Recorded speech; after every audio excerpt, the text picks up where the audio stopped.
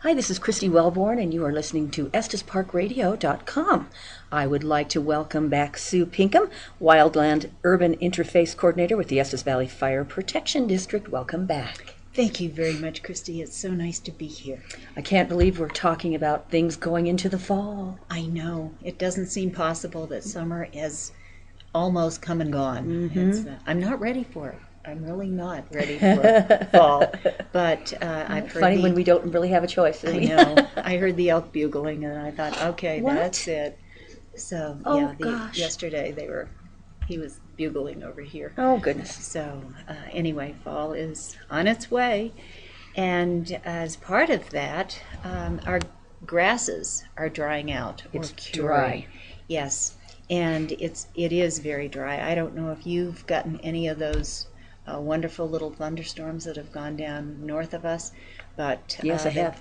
They've gone north of the Estes Park area and south of the Estes Park area, and people who were at the horse shows or at the Heritage Festival over the weekend were saying, "Oh, great! It went around us." So, But maybe not so great. I know we've gotten a couple of pretty nice showers in the last couple of weeks. yeah. But we are north. That's right. And things are extremely dry. And fortunately, from a fire perspective, the visitors count is down a little bit, so we're not having as many visitors in town that might be throwing their cigarette butts around and throwing them out of the car as they're driving. But it really is important to be very careful with any kind of sparks, any power tools, any digging that's going on, not to have sparks because they can fly out, ignite grasses, and then we can have a little grass fire. So and also the cigarette butts. I mean, I'm sorry, but that's such a big cause of fires that we really have to be careful with those too. And the grasses that are curing and that they're turning brown, they should be weed whacked. I know you don't like to mow lawns, and we're not asking anybody to have a beautiful green lawn, although I've seen a few patches of green lawn, which is fine. But weed whack the grasses and just have them, just leave them. You don't have to rake. No, You absolutely can just not. leave the leftovers. Right, and hopefully that those stalks and seeds will get into the soil and help improve the soil and start new plants too, so that we'll have more grass. The early grasses that cured were the cheatgrass, and that's an annual, so it's really hard now to pick up the cheatgrass. There's no sense in doing that because the seeds have all flown and dropped, and just mark that somehow so that you know that you need to do something with it in the spring, early spring, to get rid of that cheatgrass before it matures.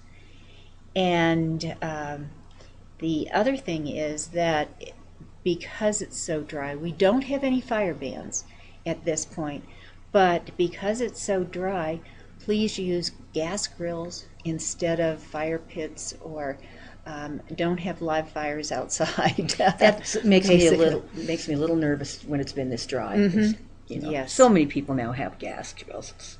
Yeah, and some people think, oh, it's getting darker earlier. It's fun to have that fire in the fire pit. But again, you're dealing with embers, you're dealing with smoke and the potential wind. And so, forget the s'mores on the grill or the s'mores on in the fire pit with the real fire. You need to use a gas grill or do something else instead. Have a Snickers bar. There you go.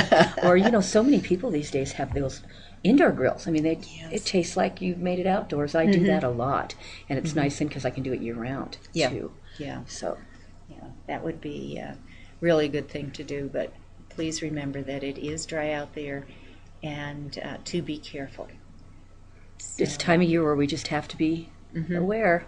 Yes, Use common sense.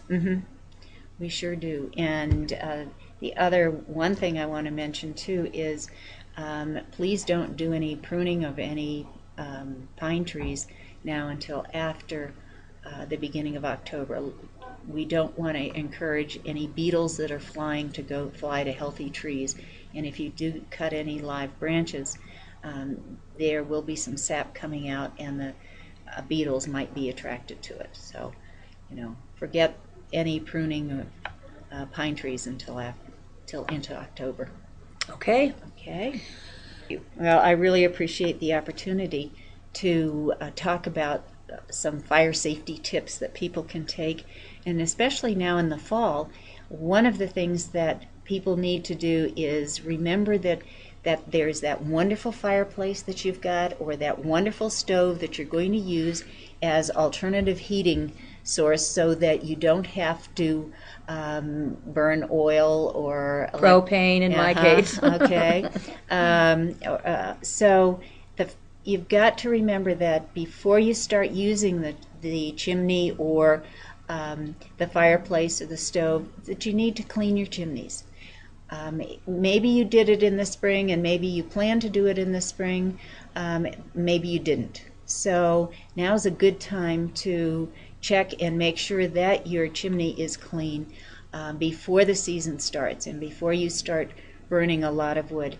And remember that if you burn pine or any kind of conifer, that tree has more resin in it that turns to creosote, that tends to build up on the walls of your chimney. So if you're burning a lot of that type of wood, you probably want to have your chimney cleaned 2 or 3 times during the season, just because of the creosote buildup. Because if that creosote catches fire, it will transfer the heat to the closest wood, and that may be the rafters, it may be part of the wall or whatever, and then you've got a chimney fire. We had a couple of those. One in Glen Haven, I think one in Estes last year. And that's scary. That's so scary. I know I did some work on my wood burning stove and used it a lot last year. What a great way of alternative fuel. That baby cooked. But I've got to get that chimney swept and get it ready, because there's nothing scarier than a chimney. Oh gosh, that's scary. Yeah, and you hear that whooshing sound of the Thanks for taking time to talk with us. Thank you, Christy. And we look forward to talking with you again. Thank you. Sue Pinkham, you're listening to Estes Park Radio.com.